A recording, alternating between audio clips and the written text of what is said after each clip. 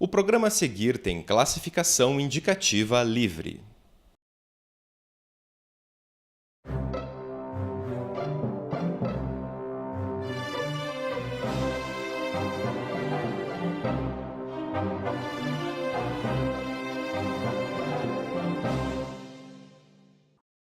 Olá, sejam bem-vindos mais uma vez ao Nuevo Debate.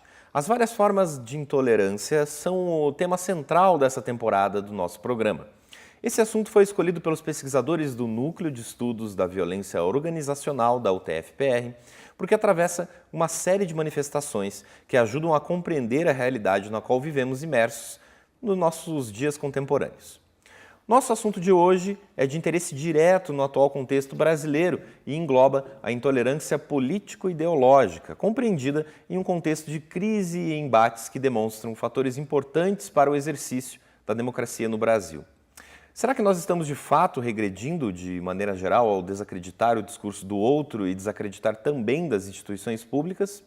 É sobre esse e outros aspectos que eu converso hoje com o professor Dorival de Stefani, coordenador de pós-graduação e do Núcleo de Pesquisa das Faculdades Santa Cruz. Professor, muito obrigado pela sua presença hoje conosco. Ok. Professor, para começar, como que a política tem esse papel de mediação, entre o que acontece na sociedade, os seus representantes eleitos e, enfim, os pontos de vista econômico, social? Por que ela é importante para a nossa vida? O desenvolvimento de uma sociedade, ela passa pela política. Não há outra forma que não seja através da política. E o que a política faz de mediação? Ela faz uma grande mediação entre o desenvolvimento econômico e o desenvolvimento político. O desenvolvimento social, desculpa. Esses dois elementos são fundamentais para a vida da sociedade. Quando uma sociedade ela não consegue resolver as suas questões econômicas, ela contribui para um déficit social e vice-versa. O que a gente verifica, por exemplo, nos quadros atuais, um grande desemprego, a gente verifica problemas educacionais de formação do nosso povo. Nós temos gente sendo formadas em universidades, em faculdades, que mal sabem escrever, leem muito pouco. E como é que pode este público de estudantes não fazer escolhas que não sejam adequadas para o nosso país? Então, a política ela deve mediar e combater os déficits econômicos e os déficits sociais. Na verdade, é esse grande desafio em toda a sociedade. Para isso é necessário que se haja uma consciência crítica política, de certa forma, professora? A população ela tem que estar preparada para debater esses temas, nas formas certas, vamos dizer assim. É claro, ela precisa estar preparada. Agora, essa preparação ela não vem senão através da educação. A educação ela é fundamental para que as pessoas possam desenvolver o seu senso crítico e, principalmente, que ela possa participar. O que a gente assiste na verdade, a população assiste às eleições, assiste o debate e pouco se envolve com o debate. Pouco se envolve com os destinos.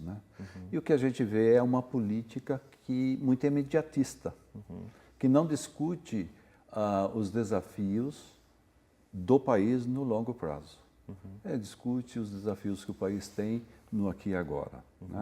E quando a população não participa, na verdade ela acaba por escolher mal, inclusive os temas do aqui e agora, e escolher mal os seus representantes. Então, a gente sempre teve, de certa forma, envolto num presentismo, vamos dizer assim, professor. Sempre, de certa forma, tanto a população, mas quanto a formação da classe política se preocupa muito com o que está acontecendo nesse momento, sem imaginar ou fazer projeções sustentáveis, vamos dizer assim, para o futuro. Na verdade, o debate ele passa sempre pelo curso das eleições. Os candidatos querem ser vistos por aquilo que eles podem fazer no período de seu mandato. O país é muito maior do que o período de um mandato. Os desafios de um país é de muito mais longo prazo do que do curto prazo propriamente dito. Nós temos que ter a noção de qual é esse país que queremos ter no futuro. E aí, a cada eleição se renova, porque, na verdade, assim, esse embate entre o econômico e o social é um embate que tem que estar no dia a dia e ele tem que estar previsto no longo prazo também. Certo. E assim, as crises, né, econômicas e também uma crise política, de que forma que elas fragilizaram o nosso Estado brasileiro? Olha, o que a gente verifica é uma grande polarização, né? Uma polarização entre correntes de pensamento, uma polarização imediatista, inclusive, e o que a gente verifica é que as ações políticas elas estão muito no toma lá da cá, né? Elas estão no aqui e agora, no toma lá da cá, tentando levar a decisões de interesses de determinados grupos, né? A gente vê o Congresso se organizando em termos de bancadas, mas o povo em si, ele não está devidamente representado lá, né? Na verdade, essa é a crise. A polarização, ela vem disto. E atrás da polarização vem todo manifestações de intolerância, manifestações de discriminação e até violência. Que daí a gente pode pensar nos vários âmbitos sociais, né? Isso acontece entre os representantes, vamos dizer assim, né? Essa polarização é muito clara, né? A gente consegue ver os grupos que se digladiam aí entre si, mas isso extravasa também para a sociedade, Claro de que certa extravasa. forma, Se né? a gente vê o que aconteceu, por exemplo, nas manifestações de 2013, ali ficou muito presente os tais participantes do Bad Blocs, né? Que são manifestações violentas, que traz isso para a sociedade e acirra muito as relações entre aqueles que pensam diferentes. Sim, certo. E assim, professor, também essa intolerância política ela acaba criando, né, uma série de déficits sociais, né, com esses agravamento das condições, né, desses marcadores educacionais, né, e assim, a gente vai sentir, já sente isso, né, agora, né, mas o que uma pauperização da educação pode significar também a longo prazo para o país? A educação é a grande alavanca de todo o país. Se a gente pegar o exemplo das Coreias, e principalmente da Coreia do Sul, onde em algumas décadas ela reverteu completamente o quadro educacional existente, né? E quem não fez esse dever de casa sofre as consequências, e o Brasil deixou de fazer esse dever de casa. Então, a educação ela acaba sendo uma mola propulsora do desenvolvimento econômico e social. Tá? O fato de não haver um devido investimento, e aí é uma preocupação muito forte, né? O investimento nos aspectos sociais, eles devem advir da realização econômica e da possibilidade de produção material e espiritual deste país, né? Se ele não tem as condições para produzir a riqueza material, certamente gerará déficit social e vice-versa. Então, a política ela torna-se extraordinária nesse contexto de mediação. Se a gente pensa, muito se fala sobre essa falência, né, de que a democracia, né, de certa forma está, enfim, com uma crise, etc. Mas se a gente pensa, ela continua sendo o reflexo de boa parte da sociedade, né? Eu digo, se a sociedade ela passa por problemas, a gente acaba vendo esses representantes lá, né? A democracia funciona mais ou menos como esse espelho aqui da sociedade. Continua funcionando bem, é isso que eu quero dizer, professor? Quem está liderando o processo político, na verdade, são pessoas da sociedade. Sim. Né? E elas são um reflexo dessa sociedade. Se queremos ter uma sociedade melhor, para termos políticos melhores, nós temos que investir na educação do nosso povo. Né? Ao investir na educação do nosso povo, nós vamos ter melhores processos de escolha, e os processos melhores de escolha refletirão nas decisões lá em cima. É evidentemente que sempre será assim. Quem decide politicamente ou quem conduz os destinos políticos desse país são os representantes do povo. E, como tais, eles são reflexo da nossa sociedade. Né? A nossa sociedade tem vulnerabilidades? Tem, e ela está devidamente também representada lá no Congresso, e quem decide as questões políticas. Faz parte da democracia também a questão de uma negociação entre partes, né? Só assim se consegue aprovar, por exemplo, projetos, leis, né? Somente com essa negociação entre diversos partidos, enfim, entre essa questão de um embate entre as ideias, muitas vezes, né? Isso no modelo, enfim, utópico, né, professor? No modelo, a democracia tal qual ela deveria ser. O que acontece aqui no Brasil é que muitas vezes essa negociação ela é vista de um modo mais escuso, né? E daí a gente entra nesse campo que, enfim, é muito falado, né? Que até ajuda a agravar essa crise política, que é a corrupção, né? Na verdade, assim, a democracia, já dizia o Winston Churchill, é o pior dos sistemas, mas os outros são piores do que esse, né? Na verdade, assim, nós temos que pensar que a política ela decorre de um processo democrático. E num processo democrático, toda a sociedade tem que ter voz. Né? Na verdade, é democrática por essa razão. Os diversos segmentos da sociedade têm voz no processo, deve ser ouvida no processo. A questão de fundo é como é que a nossa sociedade participa desse processo. Se a gente olhar em qualquer município, como é que é o processo que destina a orçamentação e os projetos desses municípios? A gente vai ver que a sociedade está à mercê.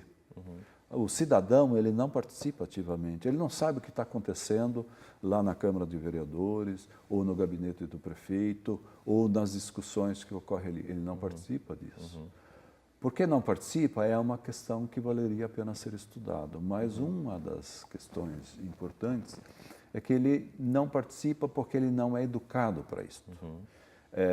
Me parece que ele transfere somente a responsabilidade dos destinos daquela cidade, ou mesmo daquele bairro, ou daquele estado, ou do país, para outros tomarem conta. Né? É muito comum a gente ver pessoas não sabendo em quem votou, né? Não sabendo qual era o propósito de projeto daquele candidato, e como é que ele pode ser um verificador de resultados? Não vai poder ser nunca. Então, na verdade, passa pela educação. E a democracia é um grande processo de negociação. Né? As pessoas que estão delegadas para fazer o processo de desenvolvimento econômico e social só vão fazê-lo através da negociação. A política é o elemento de mediação econômica e social de qualquer nação democrática. O Brasil é uma nação democrática. Perfeito. Mas esses processos, de certa forma, eles fazem questão de ser opacos, né, professor? Muitas vezes a gente vai tentar ver portais de transparência. Existem medidores para isso, né, que mostram que boa parte dos municípios brasileiros você não consegue ter acesso direto, por exemplo, a como o orçamento do município foi destinado, né? Enfim, de alguma forma isso também ajuda a deixar mais distante, né, da nossa fiscalização, né, essas questões. Eu acho que tem um ponto importante que é bastante visível. Né? Quando se tem matérias importantes para serem discutidas no Congresso, há uma negociação e muito tem se falado, e principalmente nesse governo, por exemplo, de Michel Temer, a gente assistiu muito isso, em que para ele se livrar de determinadas acusações, ele teve que trocar isto por verbas. Né? Esse processo interessa a quem? Interessa a sociedade? Não. Interessa a um grupo para se perpetuar no poder.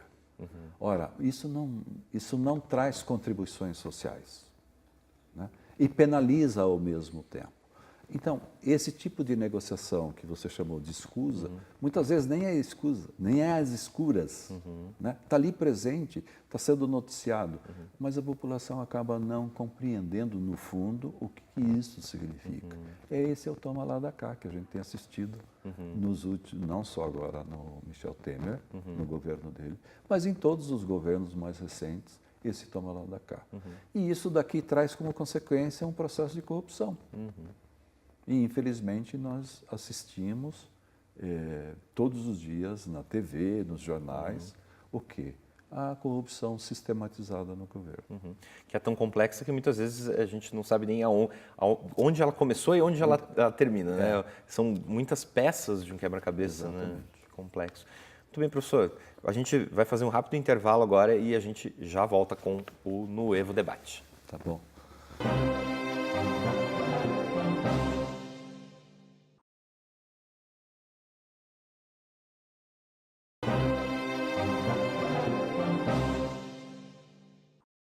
Olá, o Novo Debate de hoje está de volta e nós falamos a respeito da intolerância político-ideológica. O nosso convidado de hoje é o professor Dorival Di Stefani, ele que é coordenador de pós-graduação e do Núcleo de Pesquisa das Faculdades Santa Cruz. Bom, professor, como que a gente pode pensar, né, que todo esse cenário que a gente delimitou aí no bloco anterior, ele pode levar a essa questão da discriminação, da intolerância e a própria violência?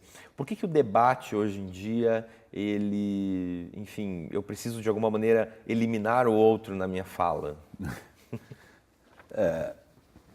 Se a gente analisar que temos milhões de desempregados, que temos algumas centenas de milhares, para não dizer milhões de pessoas que fora da escola superior, que temos um índice de 47% de analfabetismo no país.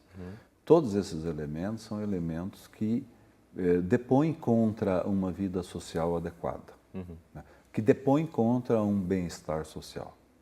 Tá? A produção de renda nesse país é fundamental.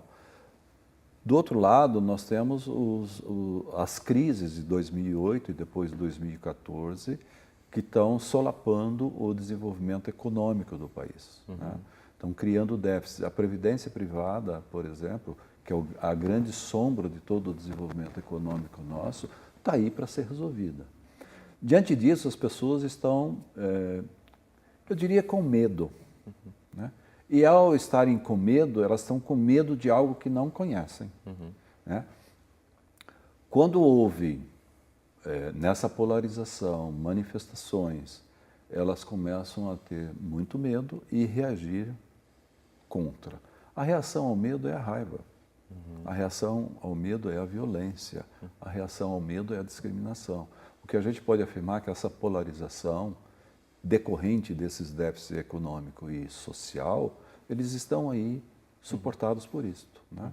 E essa incidência e essa polarização seguramente vai gerar ainda muita violência.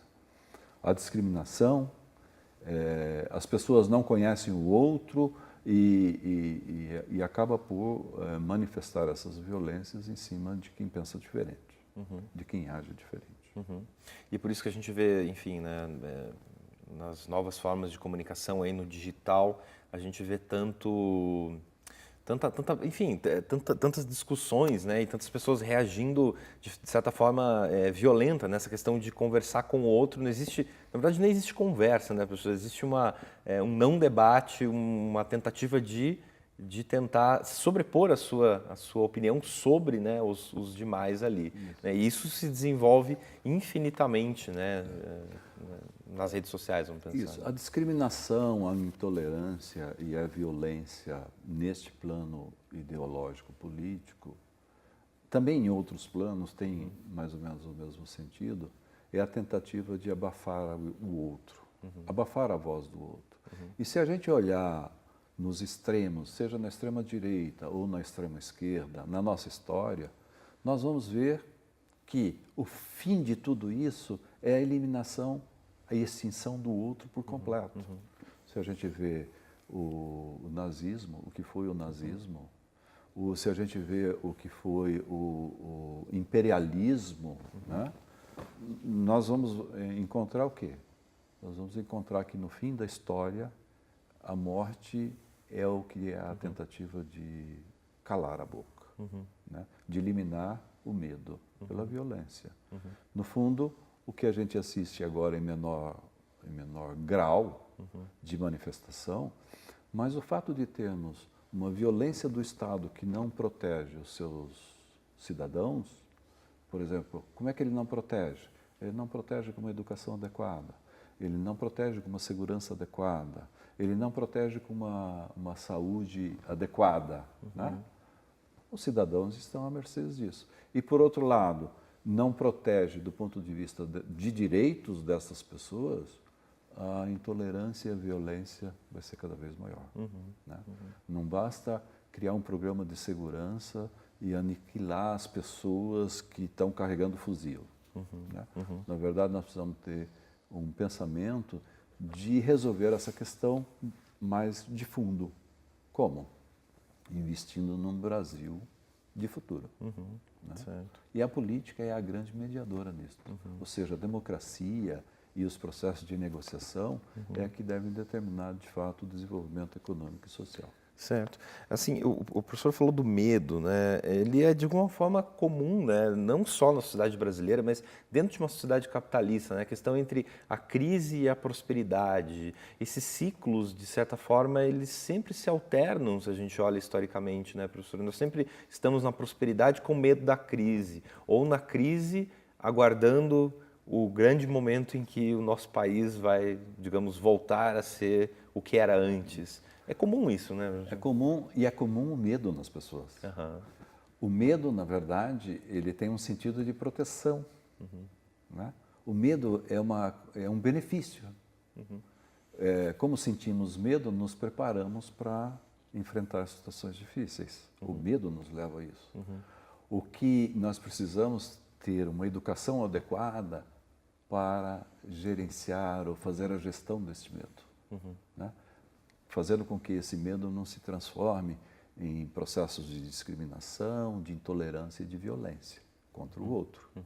Mas que possamos, através de um processo, entender o que os outros pensam e o que os outros estão fazendo e ver de que maneira isto pode contribuir para eu, cidadão, ou para a minha comunidade cidadã, me parece que é a questão mais importante. Né? Nós sempre vamos ter medo. Que bom que sempre vamos ter medo de alguma coisa.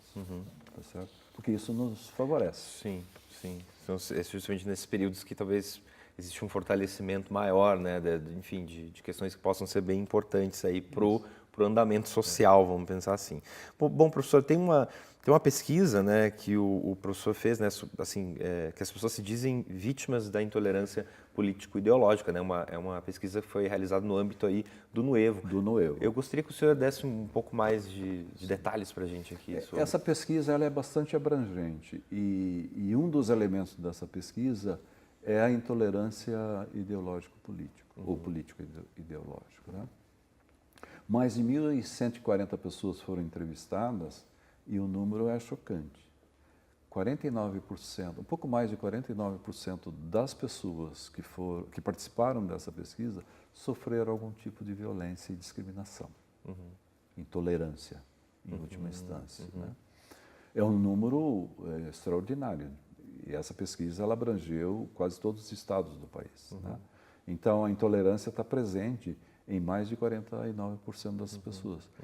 E o elemento mais, assim, que mais foi reportado como causa dessa intolerância é a desqualificação pessoal pelo que pensa e pelo que a pessoa faz.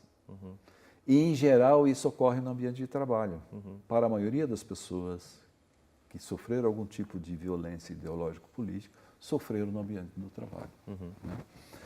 Ora, por quê?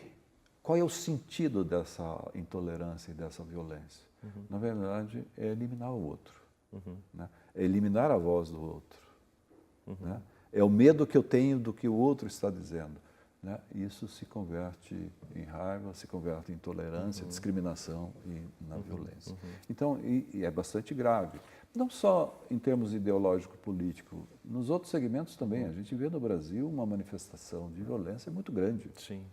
E agora, notadamente, com essas questões de que o Estado brasileiro e o governo brasileiro não estão fazendo os investimentos necessários para que elimine o déficit social e o déficit econômico, sem dúvida vamos ter ainda alguma violência perpassando nas redes sociais, movimentos de grupos, enfim. nós vamos Que vai muito além disso, né? Assim, das redes, chega na realidade, Chega né? Com na duros dados, né? De, enfim, homicídios, mortes, né? Enfim, todas essas questões que, enfim, vão continuar permeando os nossos noticiários de alguma forma, né? Se a gente pensar, eu queria puxar agora um pouquinho, professor, sobre a questão dos meios de comunicação, né? De certa forma, os meios de comunicação tradicionais, eles passam por um momento de crise também, de descrédito por parte da população? Olha, são dois aspectos que eu acho que vale a pena pontuar aqui. O primeiro, a democracia, ela de fato se desenvolve num país quando tem os seus cidadãos informados. Né? E a informação, ele vem primeiro pela formação. Então, de novo, estou insistindo nessa tecla, mas a educação, ela é de fato um norte bastante significativo e próprio para a manutenção e desenvolvimento da democracia de um país. Mas no dia a dia, ela necessita contar com a mídia informativa. Ora, o cidadão só vai tomar conhecimento das coisas que existem na medida em que elas são discutidas na mídia. Não apenas nas redes sociais, porque nas redes sociais não há um debate de profundidade. Esse debate de profundidade só pode acontecer e deve acontecer na mídia informativa de um modo geral. Né? Ora, na medida em que a mídia ela se apresenta como o elemento de verificação e de vigilância dos fatos e informa o cidadão, é um contributo sem igual para a democracia. Porque ele acolhe o cidadão, ele informa o cidadão, ele promove o debate e o cidadão vai acurar melhor o seu elemento crítico e vai poder decidir melhor sobre os destinos da nação. Inclusive, pode levá-lo a participar mais da vida política do país. Seja lá nas discussões do partido para definir candidatos, seja depois escolhendo entre os candidatos que melhor podem representá-lo. E depois cobrar dos candidatos aqueles compromissos que foram debatidos em campanha. Sim. Então, assim, se a gente pensa nessa questão dos meios de comunicação, é necessário que a gente tenha essa variedade, né, de veículos de comunicação, né, dentro de um país, enfim, né, porque se tivermos, por exemplo, um veículo ou poucos veículos em uma única região, existe uma tendência a ter uma menor fiscalização dentro dessas pautas que o professor estava falando agora há pouquinho, né? Quando a mídia, de um modo geral, ela toma partido, não importa se ela está numa situação de, vamos dizer, pouco volume de instituições de mídia disponíveis por região ou não, mas se ela é partidária, me parece que é um viés indesejável para a mídia. Né? A mídia ela não tem partido. O único partido que ela tem é o seu cidadão, com o objetivo de formar opinião. A mídia é uma formadora de opinião. E como formação de opinião, ela deve discutir e verificar os fatos e apresentar aos seus cidadãos ou aos cidadãos. Né? A gente não pode esquecer que, assim como todo negócio dentro de um país, ele é decorrente de políticas econômicas. E é decorrente de um modelo de produção. O nosso modelo de produção é capitalista. E como modelo de produção capitalista, é necessário que as organizações, de um modo geral, elas tenham recursos para serem investidos. Né? E precisa ter retorno. E, de um modo ou de outro, essas empresas de comunicação, esses órgãos informativos, eles estão sujeitos a essa racionalidade econômica, infelizmente. Né?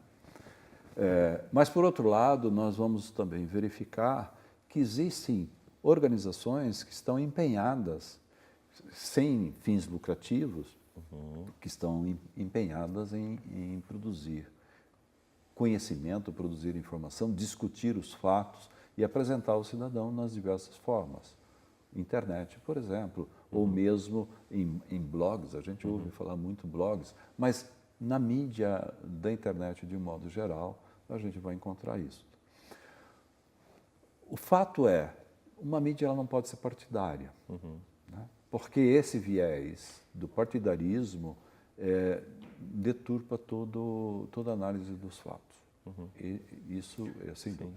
Sim. E é uma época também que a gente vive justamente esse poder que a informação pode ter para, enfim, mudar opiniões e, digamos, trazer, até na própria eleição, né, uma parcela dos indecisos, né, que foi, digamos, enfim, exposta a notícias que não eram necessariamente verdadeiras para que, digamos, caminhassem para determinado lado ou com determinado objetivo.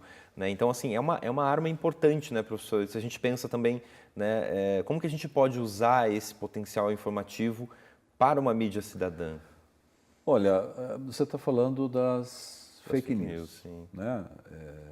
Isso é um câncer, na verdade, porque você produzir resultados de eleições baseados em notícias falsas, na verdade essas notícias elas têm um endereço só. Chegar até os incautos para acolher o seu voto. Né? No fundo é isso. E isso é inaceitável, no fundo. Nós precisamos, de todo modo, combater isso. Precisamos trazer os fatos, discutir os fatos, informar o cidadão sobre o que está acontecendo e, a partir daí, então, o cidadão, com base na sua formação crítica, a partir daí tomar as decisões. Como eu disse, decisões de escolha de candidatos eleitos, escolher os candidatos que serão eleitos e depois cobrar o resultado deles. Né? A mídia ocupa um papel fundamental na democracia, assim como a educação.